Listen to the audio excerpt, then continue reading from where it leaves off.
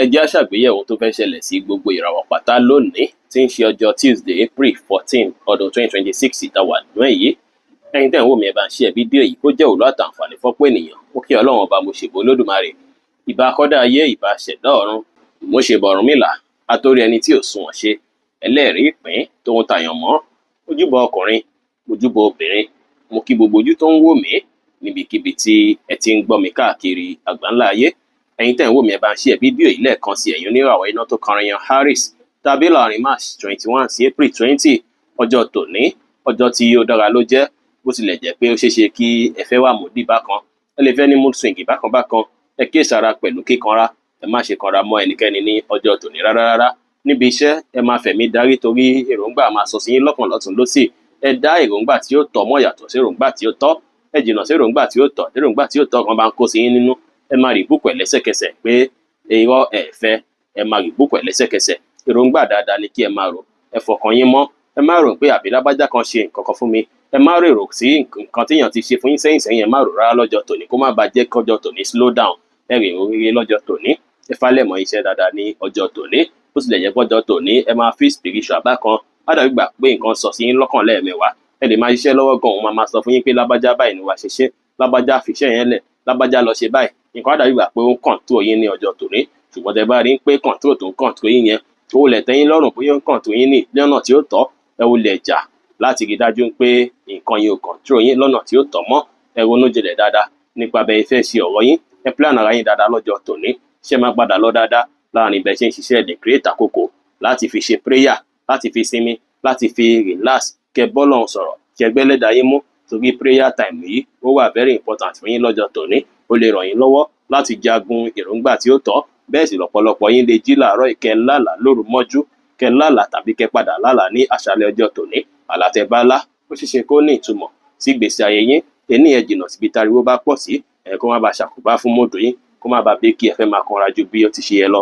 Ẹ fọkàn ara yín balẹ̀ lọ́jọ́ tòní. Kò sí wàhálà iṣẹ́ máa lọ normal bó ṣe yẹ kó lọ. Relationship náà lọ normal bó ṣe yẹ kó lọ. Ọ̀rọ̀ owó náà ó ṣeéṣe kí ire wọlé fún yín ní ààyè ibi iṣẹ́ díẹ̀ ní ọjọ́ tòní. Olive green jẹ́ kọ́lọ̀ tó dára jù fún yín láti wọ̀ láṣọ lónìí. Aago 2 ní ọ̀sán sí aago 3 ní ọ̀sán jí àkókò. Èyí tó dára jù fún yín tí ń ṣe lucky hour fún yín lénìí. Oníràwọ̀ ìpè alámọ̀ Taurus tàbí láàrin April 21 sí May 20 ọjọ́ tí ó dára lọ́jọ́ tòní jẹ́ fún yín o. Ní pàtàkì jùlọ ó ṣeéṣe kí ẹ rí ràn lọ́wọ́ látọ̀dọ̀ àwọn tó rọ̀gbà yín ká téyì máa bí kínú yín dùn kí ayọ̀ yín kún. Ó ṣeéṣe kí ẹ ṣe nǹkan kan tí ó máa tayọ kí ẹ hùwà kan tó ṣe pé á yà wọ̀nyàn lẹ́nu pé lágbájá ìwà tó wù yìí dá ìgbésẹ̀ tó gbé yìí dá iṣẹ́ tó ń ṣe yìí ó ṣe dáadáa tí á bí reward fún yín tá a mú kínú yín dùn káyọ̀ yín kún. Ẹ máa rí support látọ̀dọ̀ àwọn tó rọ̀gbà yín ká dáadáa lọ́jọ́ tòní. Ọjọ́ tó dára báyìí ni ọjọ́ tòní jẹ́ fẹ́yìn tẹ́ ń lò ràwọ̀ yìí. Ẹ máa ráǹfààní àwọn ènìyàn ìrẹ́pọ̀ tó dánmọ́rán máa wà láàrin yín àti àwọn olólùfẹ́ yín. Ẹ máa lẹ́ràn ọ̀fẹ́ lára dáadáa lọ́jọ́ tòní táwọn èèyàn máa gbà sí yín púpọ̀. Ẹ lo eléyìí láti fi wà pẹ̀lú àwọn tó jẹ́ olólùfẹ́ yín bí ọ̀rẹ́ bí alásùnmọ́. Ẹ lè fi béèrè oore náà lọ́jọ́ tòní lọ́wọ́ àwọn tẹ́ tí ń fẹ́ béèrè oore lọ́wọ́ rẹ̀. Ẹ̀yin tẹ́ bá lọ sí ibi iṣẹ́ tó ṣe pé tajàtajà lẹ jẹ́ ajé abúgbàjẹ dáadáa lọ́jọ́ tòní torí àwọn èèyàn máa nífẹ̀ẹ́ sí ọjà yín dáadáa lọ́jọ́ tòní wọ́n á sì bá yín dòwò pọ̀. Ọjọ́ tó dára lọ́jọ́ tòní jẹ́ ọjọ́ yìí kò sí wàhálà níbi iṣẹ́ rárá iṣẹ́ máa lọ dáadáa. Relationship yín náà á lọ bó ṣe yẹ kó lọ kò ní sí wàhálà nípa ọ̀rọ̀ owó náà èrè owó máa wọlé fún yín lọ́jọ́ tòní tí ẹ bá mọjọ́ tòní lò tí ẹ tẹ̀lé àwọn àlàkalẹ̀ tí a fún yín yìí. Purple jẹ́ kọ́lọ̀ tó dára jù fún yín láti wọ̀ láṣọ lónìí. Aago 7 ní àṣálẹ́ sí aago 8 kọjá ìṣẹ́jú 15 ní àṣálẹ́ jí àkókò. Èyí tó dára jù fún yín tí ń ṣe lucky hour fún yín. Ẹ má gbàgbé lucky hour àsìkò yẹn kankan lè ṣẹlẹ̀ bí nǹkan oríire. Àsìkò yẹn lè fi ṣe prayer. Àsìkò yẹn sì rèé ẹ lè fi lò láti fi ṣe nǹkan tẹ́ bá mọ̀ bó ṣe kókó fún yín. Oníràwọ̀ afẹ́fẹ́ aláwàdà Gemini tàbí láàrin May 21 sí June 21 ọjọ́ tòní ọjọ́ tó dára ló jẹ́ níbi iṣẹ́ o. Iṣẹ́ á lọ dáadáa. Ẹ má lè plan iṣẹ́ yín dáadáa lọ́jọ́ tòní. Àwọn obstacle tó ti ń wáyé níbi iṣẹ́ yín ó ṣeéṣe kí ẹ rọ́nà láti mójútó lọ́jọ́ tòní. Àwọn kankan sì lè wà tó ṣe pé máa fẹ́ jọ̀wọ́ níbi iṣẹ́ ń gbé wò eléyìí mo ti pátì pátápátá eléyìí mo ti fẹ́ máa gbé ṣe eléyìí mo ti release ẹ̀ bẹ́lẹ̀ ìṣe wà iná ló ti fẹ́ wà. Ó ṣeéṣe kí àwọn àtúnṣe kan fẹ́ wá ní ààyè iṣẹ́ yín lọ́jọ́ tòní. Èròǹgbà iṣẹ́ ló máa gbalẹ̀ lọ́kàn yín púpọ̀ ní ọjọ́ tòní.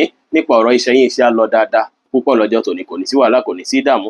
Relationship yín náà ó máa lọ normal bó ṣe yẹ kó lọ ṣùgbọ́n ṣeéṣe kó jẹ́ pé iṣẹ́ lẹ máa fẹ́ fálẹ̀mọ̀ ju ọ̀wọ́ relationship lọ. Nípa ọ̀rọ̀ owó ìrìwó máa wọlé fún yín tẹ́ bá fálẹ̀mọ̀ṣẹ́ dáadáa torí iṣẹ́ máa lọ dáadáa fún yín lọ́jọ́ tòní. Kódà ipò yín láwùjọ lọ́jọ́ tòní ó ṣeéṣe kó káwọn máa yàtọ̀. Ó ṣeéṣe kẹ́ tún wà more important dáadáa sí àwọn èèyàn ní àyíká bí iṣẹ́ yín pàápàá yín tẹ́ bá ń ṣiṣẹ́ oṣù ní ọjọ́ tòní. Kò sí wàhálà rárá. Wáìnì jẹ́ kọ́lọ̀ tó dára jù fún yín láti wọ̀ láṣọ lónìí. aago 8 kọjá ìṣẹ́jú 15 ní àṣálẹ́ sí aago 10 kù ìṣẹ́jú 15 ní àṣálẹ́ jí àkókò èyí tó dára jù fún yín tí ń ṣe lucky hour fún yín lénìí. Oníràwọ̀ omi agbára cancer tàbí láàrin June 22 sí July 22 ọjọ́ tòní ọjọ́ tó tayọ ló jẹ́ o. Inú yín máa dùn, ayọ̀ yín máa kún, kódà ọ̀pọ̀lọpọ̀ yín oore kan máa kanlẹ̀kùn yín láti ọ̀nà jíjìn.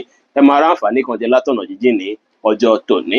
Látara bóyá ọjà tẹ́ gbélẹ̀ àbí nǹkan tẹ́ ń tà, ẹ máa rí gbárùkùtì láti ibi tó jìnnà tó ṣe pé á mú kí inú yín dùn, á mú kí ayọ̀ yín kún. Ó ṣeé ṣe kí àwọn èèyàn wá bá yín dúnàádúrà látọ̀nà jíjìn láti ibikíbi ní ọjọ́ tòní.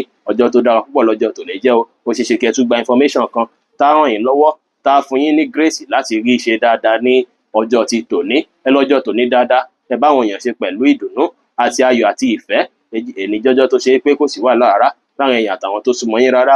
Iṣẹ́ á lọ dáadáa púpọ̀, iṣẹ́ á lọ dáadáa, relationship yín náà kò ní sí wàhálà, kò ní sí dààmú. Ire owó náà máa wọlé fún yín lọ́jọ́ tòní ní ti dandan. Ire owó máa wọlé fọ́pọ̀lọpọ̀ yín ní ọjọ́ tòní. Magenta jẹ́ kọ́lọ̀ tó dára jù fún yín láti wọ̀ láṣọ lónìí. Aago 11 kù ìṣẹ́jú 15 ní àárọ̀ sí aago 12 kù ìṣẹ́jú 15 láàárọ̀ jí àkókò èyí tó dára jù fún yín tí ń ṣe lucky hour fún yín ní ọjọ́ tòní. Oníràwọ̀ iná tó gbóná rere Leo tàbí láàrin July 23 sí August 22 ọjọ́ tòní ọjọ́ tí ó dára ni ó jẹ́ fún yín. Látàrí pé ó ṣeé ṣe kí ẹ ráàánú kan gbà tàbí ìrànlọ́wọ́ kan látara èèyàn tó ṣe é pé ó súnmọ́ yín pẹ́kípẹ́kí. Ẹni yìí ti lè jẹ́ nǹkan tó ṣe é pé ẹ jọ dà nǹkan pọ̀ tẹ́lẹ̀tẹ́lẹ̀ rí, ó lè jẹ́ iṣẹ́, ó lè jẹ́ business lẹ ti jọ dà pọ̀. Kódà ó ṣeé ṣe kí ẹ̀yin tó ṣe pé ẹ ti ń wò pé ẹ fẹ́ gbóhùn àná yín kan tẹ́lẹ̀, ó ṣeé ṣe kí ìrẹ́pọ̀ díẹ̀ kò fẹ́ wà láàrin yín lọ́jọ́ tòní. Ọjọ́ tòní jẹ́ tó ṣe pé kò sí problem. Ìbáṣepọ̀ yín àti olólùfẹ́ yín náà á lọ dáadáa. Ẹ lè ráàánú kan gbà látara olólùfẹ́ yín gan pẹ̀lú ní ọjọ́ tòní. Nǹkan tó wá dákẹ́ fọ́jọ́ tòní ṣe òun náà ni pé kí ẹ jókòó báyìí kí ẹ bẹ̀rẹ̀ sí ronú jinlẹ̀ nípa ọ̀rọ̀ ayé yín. Báwo ni àtẹ̀yìnwá, báwo nìkan ṣe ń bọ̀, báwo nìkan ṣe dé dúró, ọgbọ́n wo mo dá sí nígbà kan tí nǹkan rí bákan, ọgbọ́n wo mo tún fẹ́ dá sí lásìkò yìí tásìkò yìí àbí dára tọ́jọ́ iwájú mi náà àfi sunwọ̀n.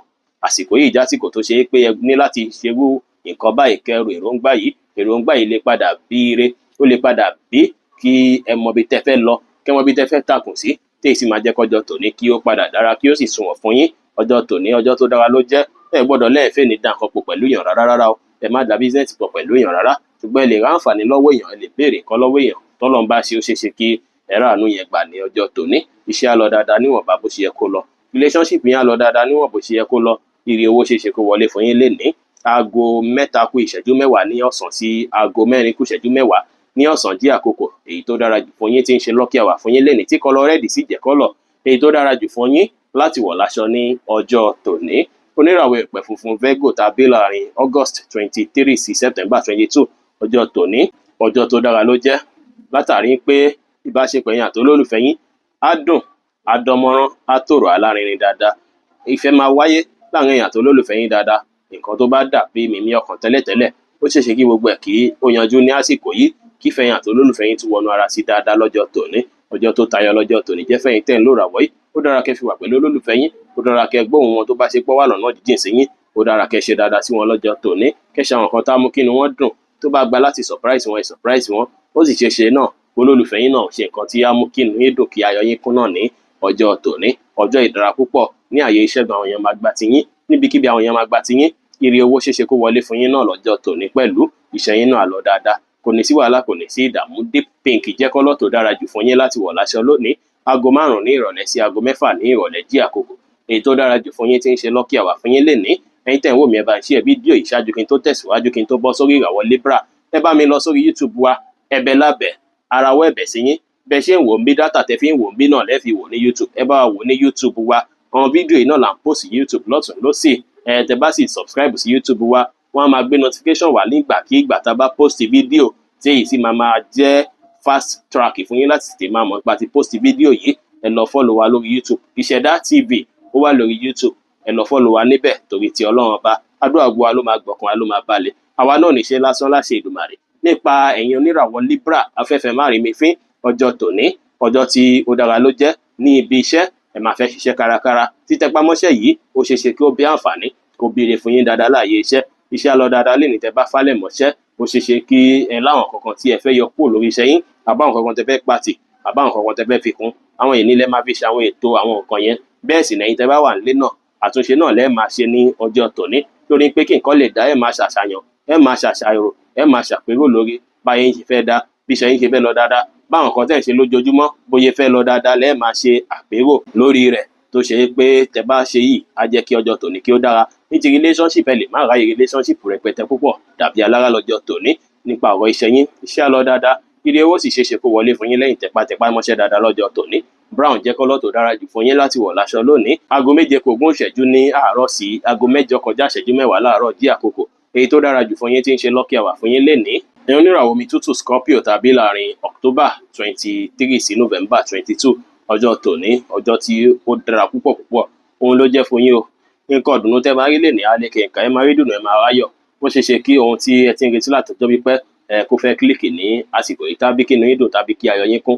Ohun tí ẹ ti ń ṣètò ẹ̀ kalẹ̀, nǹkan tẹ́ gbé kalẹ̀ tẹ́ wò pé kíní yìí o, mo wẹ́ ní máa rà ó, mo wẹ́ ní máa bá mi dúnàdúrà lé lórí o. Ó ṣe ṣe lásìkò yìí kí tẹ́tẹ́ yín jẹ, kí ẹ rí oníbàárà tàmú kí inú yín dùn kí ayọ̀ yín kún. Àsìkò yìí jẹ́ àsìkò tó dára níbi iṣẹ́ níbikíbi nínú ilé. Iye owó gan lè wọlé fún yín dáadáa ní ọjọ́ tòní torí ẹ máa rá àwọn nǹkan tó ṣe é pé á tẹ́ yín lọ́rùn dáadáa, tá a múni dídùn tí a máa ra yíyá gágá wá. Kódà ní ti ire owó lè tọ̀ yín wá látọ̀nà jíjìn ní ọjọ́ tòní. Ẹ lè rí àǹfààní owó jẹ látọ̀nà jíjìn ní ọjọ́ tòní. Ó lè jẹ́ kó má jẹ́ mímọ̀ ṣe yín kó jẹ́ pé ẹ kàn lè wà lọ́kì lọ́jọ́ tòní láti rí irúfẹ́ àǹfààní àti oore yìí gbámú dáadáa ní ọjọ́ tòní. Ẹ lò dáadáa, ẹ má gbéraga rárá, ẹ ní ìrẹ̀lẹ̀, ẹ ṣe dáadáa sáwọn èèyàn níbi iṣẹ́ kẹ́ lo creativity yín, ọgbọ́n inú tẹ́ ní ẹ lò láti jẹ́ kí gbogbo nǹkan lọ dáadáa ní ọjọ́ tòní. Ẹ má sùn sílé rárá lọ́jọ́ tòní o, ẹ jáde láti wá bóyá fẹ́ dá. Ẹ má pa fóònù yín lọ́jọ́ tòní torí ìròyìn ayọ̀ ó lè tó yín létí ní ọjọ́ tòní. Nípa ọ̀rọ̀ iṣẹ́ á lọ púpọ̀, á lọ dáadáa bó ṣe yẹ kó lọ. Nípa ọ̀rọ̀ relationship yín á lọ dáadáa, ire owó náà máa wọlé fún yín dáadáa lénìí. Orange jẹ́ kọ́lọ̀ tó dára jù fún yín láti wọ̀ láṣọ lónìí. Aago 8:10 láàárọ̀ sí aago 10:15 láàárọ̀ jí àkókò èyí tó dára jù fún yín tí ń ṣe lucky hour fún yín lénìí. Ẹ̀yin oníràwọ̀ iná àtùpà Sagittarius tàbí láàrin November 23 sí December 22 ọjọ́ tòní ọjọ́ tí ó dára lọ́jọ́ tòní jẹ́ ní àárín ẹ̀yin àti àwọn mọ̀lẹ́bí yín. Bá ṣe pé ẹ̀yin àti family ó máa gúnrégé tàwọnú ara dáadáa lọ́jọ́ tòní. Kódà ó ṣeé ṣe kí ẹ láwọn kankan tí ẹ fẹ́ kó jáde nínú ilé tẹ́ ń wò pé kíní yẹn nídìí ẹ̀ mọ́. Ó ṣeé ṣe kó ṣe pé nílẹ̀ máa ráyè gbogbo yẹn láti kó àwọn kankan jáde kúrò nínú ilé yín tàbí kí ẹ máa gbà lérò ní ọjọ́ tòní. Ọjọ́ tòní ọ̀rọ̀ ilé, ọ̀rọ̀ family òun ló máa wà ní ọkàn yín gbágbágbá rẹpẹtẹ púpọ̀.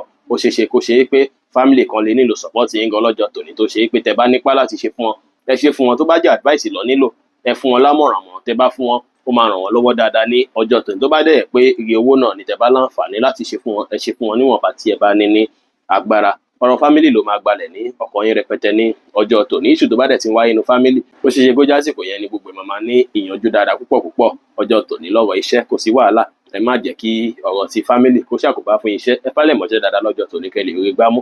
Relationship yín náà lọ dáadáa púpọ̀. Ire owó náà ṣeé ṣe kó wọlé fún yín dáadáa ní ọjọ́ tòní. Nípa ọ̀rọ̀ kọ́lọ̀ pink jẹ́ kọ́lọ̀ èyí tó dára jù fún yín láti wọ̀ láṣọ lónìí. Aago 10:15 ní àárọ̀ sí aago 12:30 ní àárọ̀ jí àkókò èyí tó dára jù fún yín tí ń ṣe lucky hour fún yín ní ọjọ́ tòní. Ẹ̀yin oníràwọ̀ ìpele eruku Capricorn tàbí láàrin December 23 sí January 19 ọjọ́ tòní ọjọ́ tí ó dára ni ó jẹ́ fún yín látàrí pé ìrẹ́pọ̀ tó dánmọ́rán máa wà láàrin yín àti àwọn tó jẹ́ bí àbúrò àbẹ́gbọ́n yín àbáwọn tó súnmọ́ yín pẹ́kípẹ́kí. Ẹ máa jíròrò dáadáa lọ́jọ́ tòní.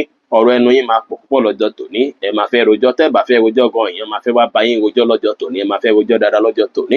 Bẹ́ẹ̀ lọ́pọlọ yín máa jí pépé. Ẹ wá jẹ́ kọ́pọlọ yín kó máa control ẹnu yín ni o. Ẹ má jẹ́ kí ẹnu kó control ọpọlọ yín rárá lọ́jọ́ tòní. Ẹ fẹ̀lẹ́ ṣe lásìkò tí ẹ bá ń sọ̀rọ̀, ẹ má sọ secret yín jáde. Ohun tẹ́ bá wá nílò ẹ lè béèrè lọ́jọ́ tòní, kò sí wàhálà. Ohun tẹ́ bá wọ̀ pé bóyá ẹ ti ń fẹ́ sọ fún èèyàn láti jọ́ ẹ̀, bóyá nǹkan tó ṣe pé bí àmọ̀ràn lẹ fẹ́ gbẹni náà tẹ̀sí wọ̀ pé ó dára kẹ́ sọ, ẹ lè sọ lọ́jọ́ tòní, kò sí wàhálà. Ẹ lè fi ẹnu kẹ́ fi pray, kẹ́ fi ṣe prayer dáadáa lọ́jọ́ tòní. Èyí máa jẹ́ èyí tó ṣe pé ó lè ràn yín lọ́wọ́ tó rọ̀wọ́ ẹnu yín ó lè fìdí múlẹ̀ dáadáa ní ọjọ́ tòní. Àwo etí dáadáa lọ́jọ́ tòní. Ẹ lu ọ̀rọ̀ náà tó máa gbà wọ́n gbèsè yín lọ́wọ́ níbi iṣẹ́. Ẹ lu ọ̀rọ̀ láti fi fa customer mọ́ra. Ẹ sọ yaya dáadáa kí ire lè wọlé fún yín dáadáa níbi iṣẹ́. Relationship yín náà lọ dáadáa torí àǹfààní máa wà láti jókòó jíròrò pẹ̀lú olólùfẹ́ yín lọ́jọ́ tòní. Nípa ọ̀rọ̀ owó náà, ire owó ṣeé ṣe kó wọlé fún yín lọ́jọ́ tòní. Orange jẹ́ kọ́lọ̀ tó dára jù fún yín láti wọ̀ láṣọ lónìí. Aago 11:30 ní àárọ̀ sí aago 1:15 lọ́sàn-án jí àkókò èyí tó dára jù fún yín tí ń ṣe lucky hour fún yín ní ọjọ́ tòní. Ẹ̀yin oníràwọ̀ afẹ́fẹ́ oníbínú Aquarius tàbí láàrin January 20 sí February 18 ọjọ́ tòní ọjọ́ tó dára ló jẹ́. Ó gbòòrò ìròyìn àtijọ́ mẹ́ta ó dàbí ìgbà pé ó ti ń die down díẹ̀díẹ̀ báyìí.